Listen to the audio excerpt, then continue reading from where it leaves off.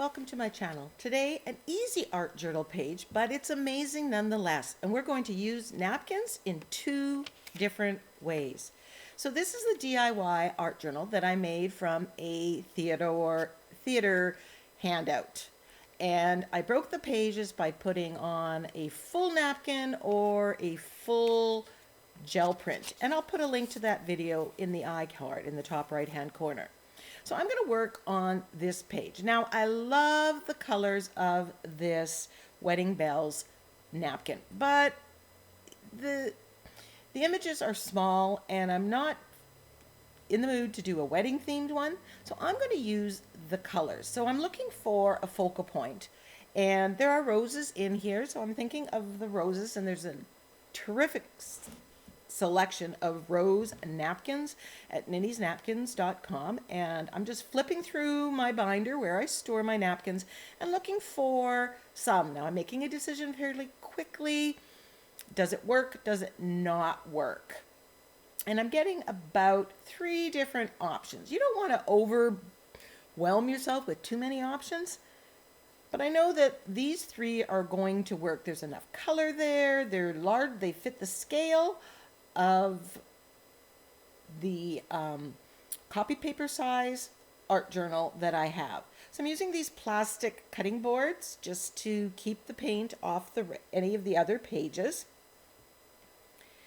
And I'm looking to this color scheme. So I'm going to use the yellow, and I'm going to use the pink that's in there. So if you're not sure about color schemes, look at what they've used in the napkin and match it as closely as you can to what you have. And that way you can start learning about color scheme. Now I need to stop seeing the images in the background. So I'm taking some unbleached titanium and just rubbing it across just to knock back some of that and really break it up in my head so I don't see images. I see texture, script, elements, but not actual focal images. I'm thinning down this Naples yellow on a piece of acetate, and I'm going to do some smooshing. Now, smooshing is very organic, and it covers areas, but you can still see a lot of what's underneath it because it's not completely opaque. And it's a great way, as you can see, as I keep doing these steps, you're not seeing the Wedding Bells napkin anymore.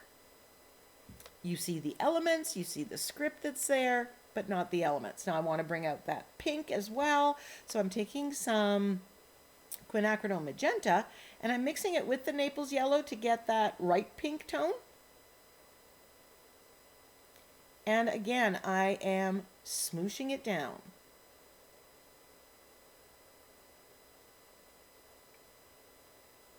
And that was a little too bright. So I'm looking here, reaching here to find a wipe, and I'm just going to pat it off a little bit because I don't want it that opaque, that in your face. That being said, I'm going to be adding lots of more layers, and so every time you add a layer, you knock something back. What's behind it?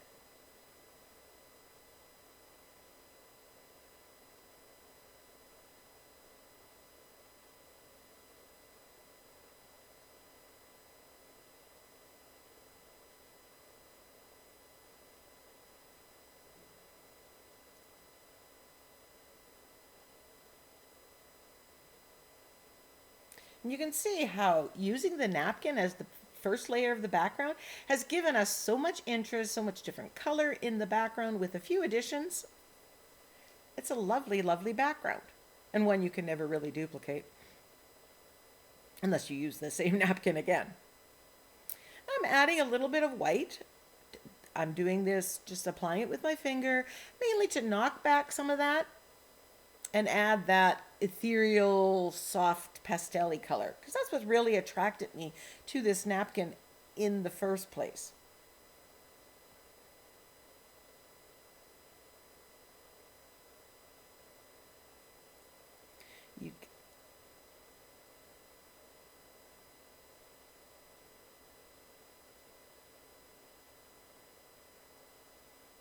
See, right now you really don't see the hearts or the flowers that are in the background, but there's little parts that are peeking through.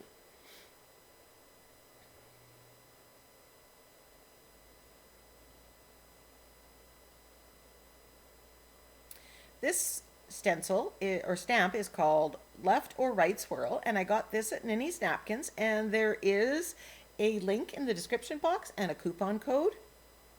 And I'm using the green. I want to bring out the green. There's green on the roses, the napkin focal that I plan on using, and I want to add some of that into the back. Now, at this point, I'm thinking, okay, this was a little bit too bold, but wait, you know we can knock this back with a wash of white paint or by stenciling and stamping on top of it, and that's what we're going to do. I'm just testing out my focal image. I've decided to go with the one that came from the Hummingbird Dance napkin. It was the one that I had pre-cut out. I had done that months ago and then never used it. This stamp set is called Faded Type, one of my favorites. Oh. And I'm going to use archival ink on here. Now I grabbed my black, because 99% of the time I use black, but then I thought I'm going to use plum. I'm going to stay in that pink tone. And I'm just stamping. Now the mistake that I made here is I used the same part of the stamp every time. I should have mixed it up so that I had a little more variety with this stamp in the background, because you can see that same part.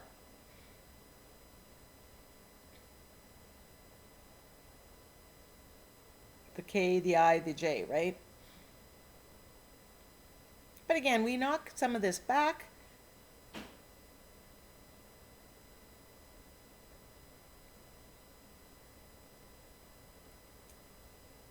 And I'm thinking I'm going to put 2 of the roses down here and 1 of them up there. But before I go, I thought, you know what? I haven't done any stenciling.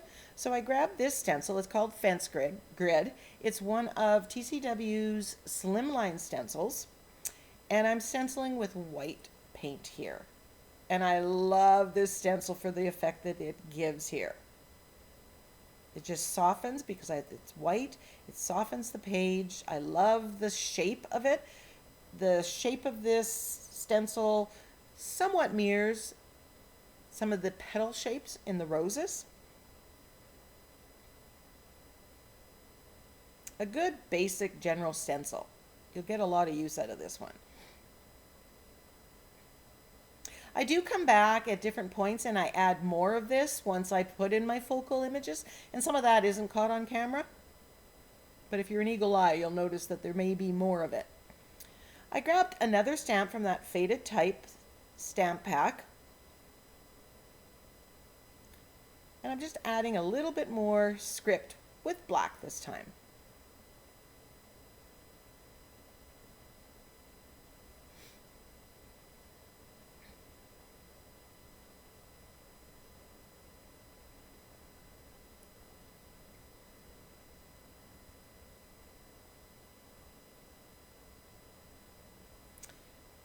If you love the background, let me know. Now I'm using my Inktense blocks here to edge my page, and I chose the Merlot color. So I've just rubbed the block along the side of the page, and then I'm activating with the angle brush. This is an easy way to edge the page.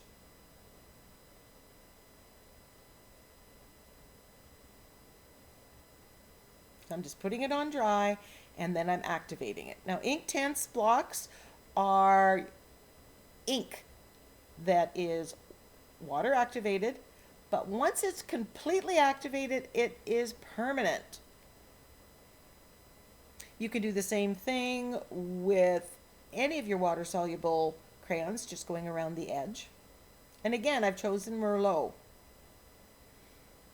just to go with that pink. I guess I was feeling pink today.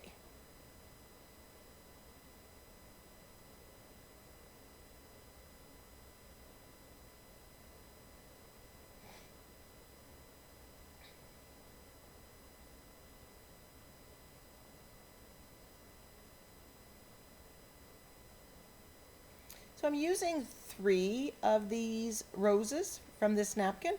I'm just removing the petal or the leaf here, which I can then put over here. And you can see how the pink that I put into the background goes with the roses. The green that I put in the background goes with the roses. Now, if I glue the roses down now, because the napkin goes translucent, if there's any dark marks underneath, that will come through on the napkin. And you might like that.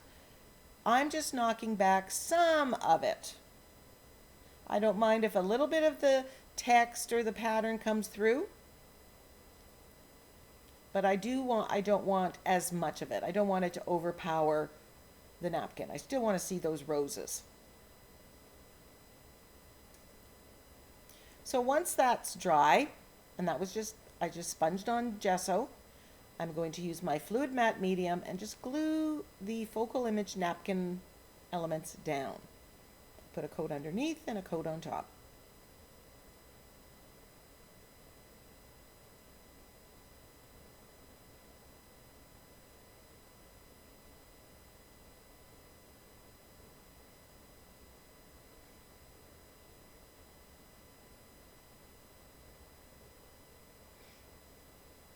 And as expected, some of the elements from behind do come through, but I'm okay with what little bit did come, and you'll see that in the final pictures at the end of the video.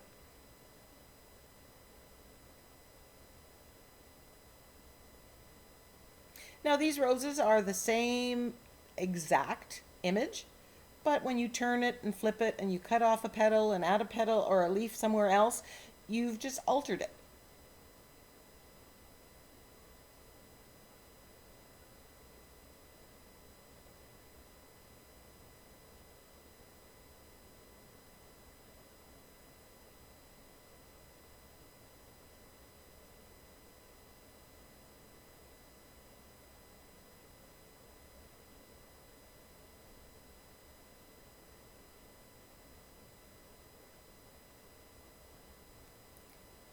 Here I'm just taking that fence grid stencil and just adding a little bit more in now that I have the final composition made.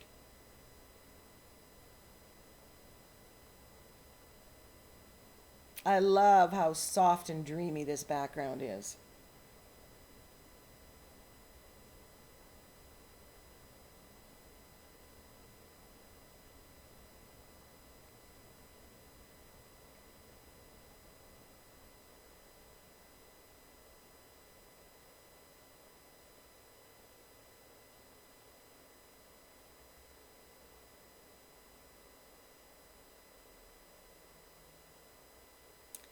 Then I'm taking my Inktense block that I edged, and I'm just getting a little bit of it on my brush with water and just tweaking the darker spots on this napkin. I don't overpaint this whole napkin focal image. I've done that in many of my other videos. Here I just wanted a light wash just to intensify the colors. And then I make a puddle of the ink on the side and splatter with it.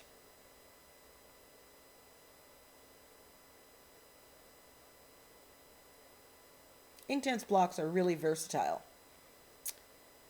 And of course I'm splattering with gold. My splatter brush broke, my fan brush, so I'll be in a search of another one. But until then I can splatter with this small round brush.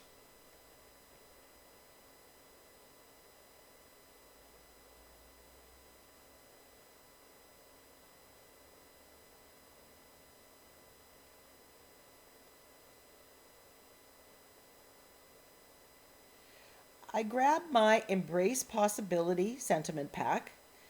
When I print out a page, I just leave the excess in those plastic envelopes. They work perfect for keeping all of them. And then I just flip through. And I grab this one, but I'm going to edit it. I could just glue it down in the rectangle that it is, but I like, especially with script stamp, to bubble cut around it. That gets rid of a lot of that white, which I don't always want so much white. That makes the focal image stand out more, or the sentiment stand out more than the focal image.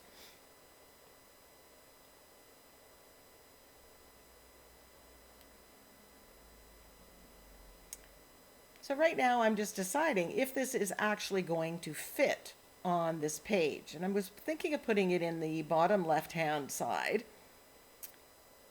And I just cut it apart as I go. I leave it, complete, and then I just gradually cut it more and more if I can't make it fit or if I think it's going to work best. But I have to see it to know if it's the right decision.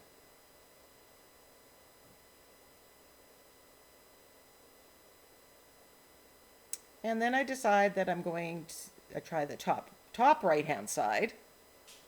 But again, it's too big, that second part, and that's not working. But if I split it up, put one at the top and one at down there, your eye flows. You don't necessarily see what's in the bottom one, but your eyes go always believe, so that could be the sentiment, or something wonderful is going to happen. Decision made. I'm gluing that down with my fluid matte medium.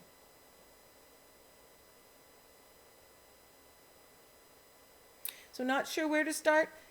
Grab a napkin that has an all over image, that colors that you like.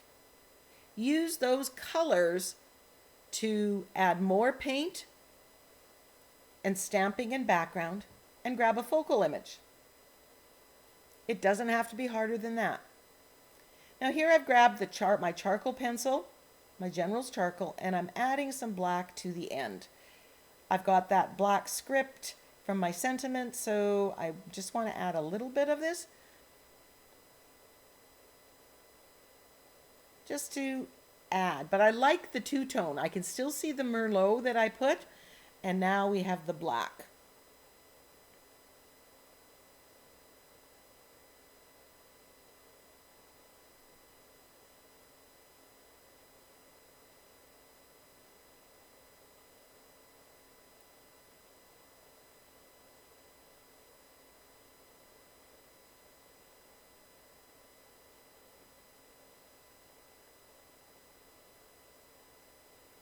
I was going to put it, I tried to do it around the sentiment. I thought that would look good. Did not like the look, but because the charcoal is removable, I could get a clean baby wipe and wipe it off and go back. There's the finished page. This is the napkin. Now I have these hummingbirds that I will use on a separate page, just the hummingbird, and I have one napkin left to go. Thank you so much for joining me. Enjoy the close-ups of the background and the finished page.